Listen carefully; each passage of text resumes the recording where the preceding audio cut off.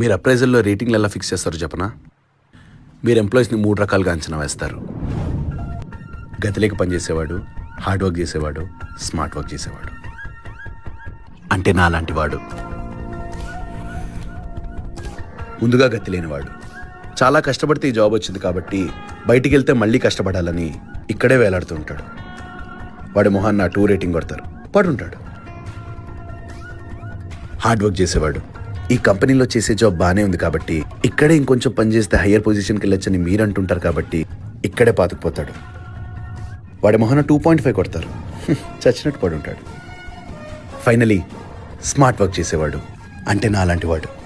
మీ క్యాబిన్కి glass door కాబట్టి మీ ముందర laptop పట్టుకుని హడావిడి చేస్తే ఎక్కువ పని చేస్తున్నాడని మీరు అనుకుంటారని, ఇలానే కంటిన్యూ చేస్తే 4 రేటింగ్ ఇస్తారని మీరు అనుకుంటున్నారని తను అనుకుని ఎప్పుడు మీ చుట్టే తిరుగుతుంటాడు. అప్పుడు మీరు వాడికి 3.5 కొడతారు, ఓడిపోతాడు. ఎప్పుడైతే మీరు నన్ను